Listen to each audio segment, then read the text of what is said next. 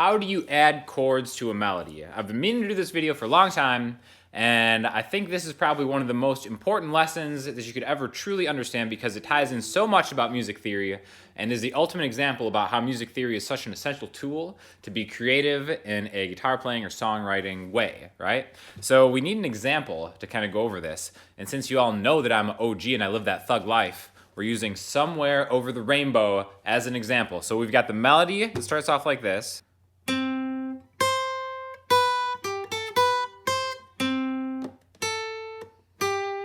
And so far, we're just gonna focus on those notes, right? So the first thing we have to know is what key we're in. We're doing this in the key of C.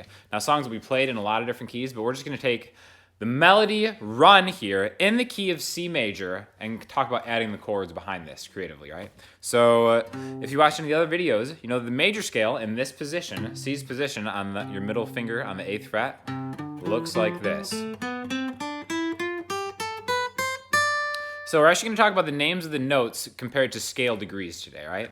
Now all these notes are going to be taken from this shape, right? But we're going to jump around within it. So we're going to start on the octave C, jump to an octave C, B, G, A, B, C, C, A, G. Okay, so those are just going to be the first notes we're going to talk about. Now we start off with this octave jump from a C, right? We have a C to a C. Now, the way to do this is we have a note and we want to put a chord that goes with this note, right? So we actually have a lot of options, and there are traditional ways to do this and there are more creative ways to do this. We're going to talk about both. But we're going to start just by looking at the main chords that populate the C major scale, and these are just going to be the triads, as you can see, right? So every triad is just a 3-note chord that comes from stacking those notes in a scale on top of each other, where you just take one, you skip one, and you take another one, and then you end up with a 1, a 3, and a 5, right? So this first little phrase are just 2 C notes, right? So there are 3 chords that have a C note present in the list of triads. So it would make sense to maybe pick one of those chords. So we can actually try that melody out over all 3 of those chords. So we're actually going to start with the F major chord, which is an F, an A, and a C, where the melody is on top, right?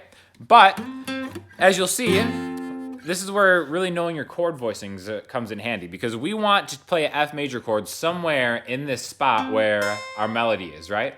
So the F major chord that I would pick is this bar chord rooted on the 8th fret of the A string, which is the F, right? So I've got 8, 10, 10, 10, and 8. So it kind of ends with a C. Now we can play this chord in a way that we get both of these notes in the melody, right? So we can maybe start the first strum of this chord and selectively strum some of the strings until we end on this C chord, which is just a power chord into the whole thing where we get that C on top.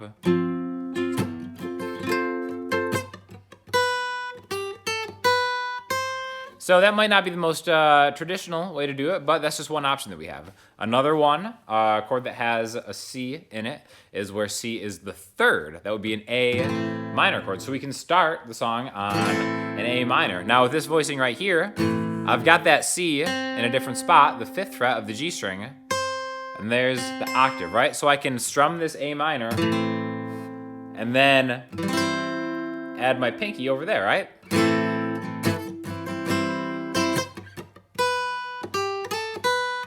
But that might also not be what I'm looking for. So really, the obvious solution to this is to pick where the C is the root note, which we're just gonna make a bar chord here, a C major bar chord, right? So now C is the root note, it's the melody, we're putting it on top of the chord and in the middle of the chord.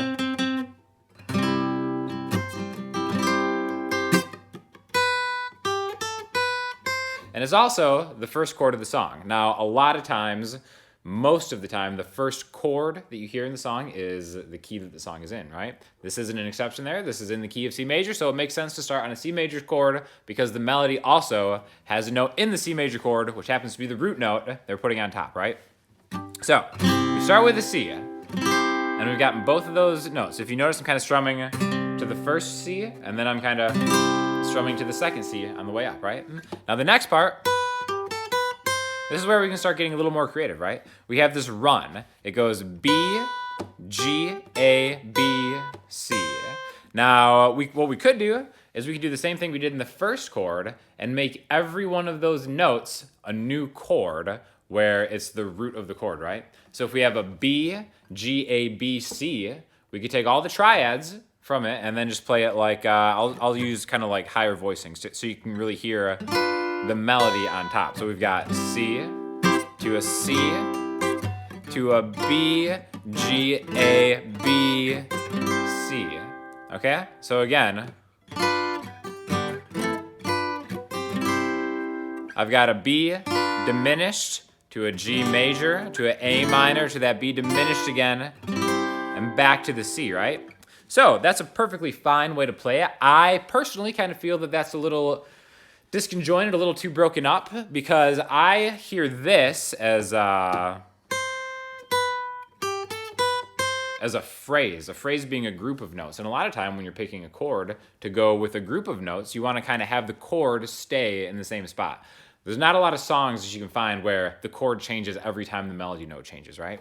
So how do we pick a chord that can encapsulate all of these notes in one, right? So we have a G, an A, a B, and a C, right? So just off the top of my head, I see a G and a B, and I'm actually thinking of an E minor chord in this position, in this area, right? So there's an E minor bar chord, E minor triad being an E, a G, and a B, right? And that kind of puts us nicely over this little spot where we're in. And what I can do is I can grab those notes from this shape. So again, I'm getting the B, G, A, B, C. Now I can get every one of those notes over this chord. And it starts by just going right through that voicing, hitting the B in that chord, B, G. Now the second time I strum it, I stop on the B string to really emphasize the top of that melody. B, G, A. Now I'm swinging my pinky over to get that A note, and really in the process I'm making an alteration of this chord, but I'm still thinking of it being over an E, right? So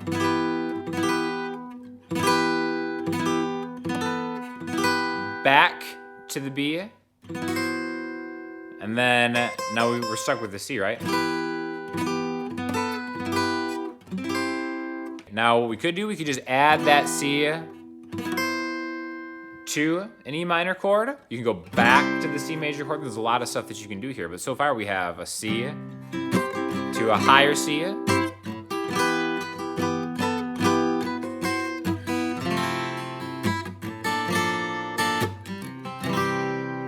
okay, so that's just one kind of way to use that phrase. Now again, there are a lot of different ways to do it. This is just one example of it. But what we're gonna go next to is the next part of that melody, the C, A, G. Now, we're going to change positions just so we can kind of use some different chords here. We could easily do the exact same thing going C, A, G down here. But we're going to go to this C. It's the same note, just in a different spot, right? C, the first fret of the B string. A, the fifth fret of the high E string. And G, the third fret here, right? Okay? So, now I got to do another C. Now I can go back and look at my list of triads and be like, okay, do I want to use the C major, the F major, or the A minor? So again, coming from what we just did,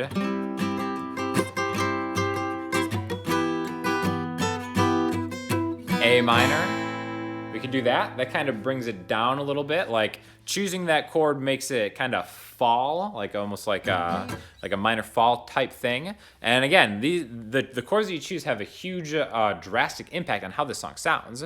So we can come from here to an A minor, or we can come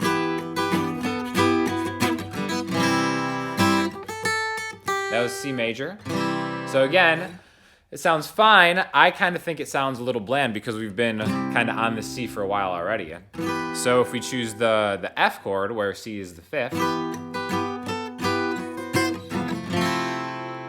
to me that sounds right, having the 4 chord and then ending on top here. Okay, so I'm going with the 4 chord. I'm going to choose to put an F to kind of sit under that C, right? Now I want another chord that's going to give me that A sound, right? So again, we have more options that we can use here. We can go look at the list of triads that have A in it. We could go A minor. right? And that sounds great too, but I want to get a little more creative with this. I want to take a chord that isn't necessarily even in the scale. I want to have something that has an A on top, but I'm going to leave the scale and borrow a chord from somewhere else. Now I can just cycle through chord voicings for something like this. I could take like an A major, right? That has an A on top. F to A. Still too happy, I don't know about that. Maybe something a little more kind of mixed. What about like a major 7 voicing? Oh, that's kind of cool, right? So this is where just knowing a lot of chord voicings helps too. So what I'm doing is I'm borrowing the 3rd fret and my pinky's grabbing the A on top, right? So this is actually a B flat major 7 chord voicing with an A on top. Again, B flat is not in the key of C at all. It's not so far away, so it still sounds kind of cool.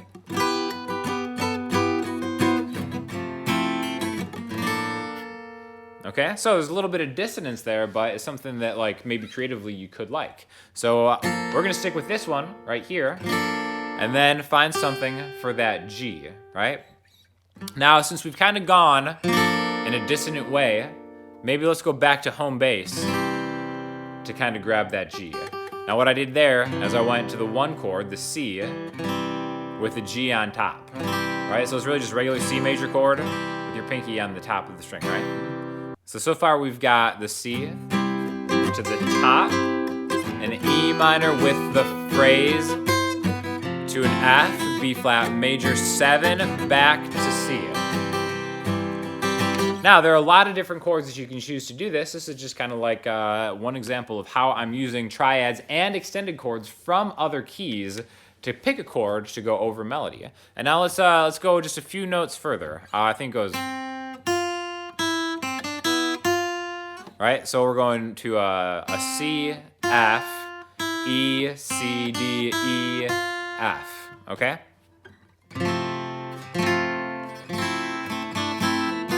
So right there I did the whole thing over an F chord because we had a C and then an F.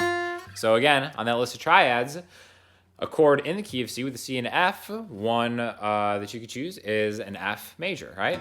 So I could play that whole phrase over an F major chord. I can end on the C, then I'm borrowing it. I'm getting that C to an F, C, F. Now, what I want to do though, I want to make something different again, right? So I'm picking this F major for the C note, but then to me, that phrase kind of gets broken, especially in the context of the song. I think that is a good opportunity for a chord change. And again, there's not a right or a wrong way to do it. Again, this is really just how you can be creative and maybe somewhat original in kind of your own compositions or trying to add chords to songs that you know, right? So I've got the C. I want to change something to an F, right? Now, I'm already in an F major chord, so I can add that F on top to an F major chord. Sounds nice, but maybe I want something a little more jarring here. What we could do, another chord that has an F in it that also is not in this key, that is very different from an F major chord, but also similar, is F minor chord, right?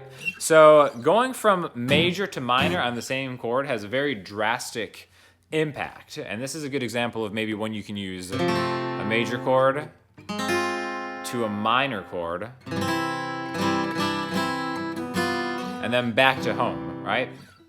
My philosophy on kind of going way outside of a key, I don't know if way outside of a key is like the right term, but kind of like when we added the B flat major 7, when we're adding this F minor 7 to it, is to kind of go outside and come back quickly.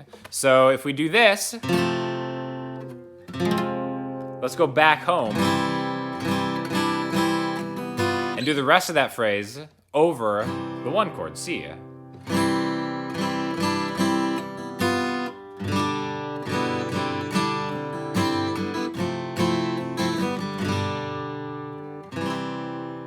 So really, I'm just kind of picking chords that are following the notes in the melody. And the way I see it is knowing the notes that go into a chord and being able to populate a scale with chords is a great way to always give yourself options. And the more you start thinking about this, the more you'll kind of notice maybe other chords that you can borrow from different scales and like maybe what melody goes on top, and then you can kind of just let your ear guide you. Music theory is only part of the battle. Using your ear is really kind of like of paramount importance, but in my opinion, this is like the number one way that music theory really comes in handy when you're looking for a chord to put on top of a melody, because melodies almost always are written by ear. And, they can be written with the aid of music theory for sure. But as far as like accompanying and arranging songs, music theory is really where it's at. And it's something that in my own playing, I've noticed has gotten a lot better once I kind of had a really good working understanding of music theory. So my advice is to definitely just start with the triads until you get like a handle of like which chords has like the first, the third, and the fifth within that group of the 7 main chords. And then once you get a handle on that, go into more extended chords, and then maybe start adding the melody as like the 7th on top of a chord, or the 9th, or the 11th, or the 13th. And really, I think you'll find that even though at first it's kind of daunting, or it may seem daunting, kind of knowing everything and like thinking that you have to know like, oh my gosh, where do all these notes lie in the scheme of chord building? It's something that really educationally just builds on itself, and then after a while you won't even think of like having to like remember what goes where and stuff like that. So definitely, hopefully that was helpful. If you have any questions, please hit me up on Twitter, Instagram, the comment section, or the website, and I'll talk to you soon. Thanks a lot.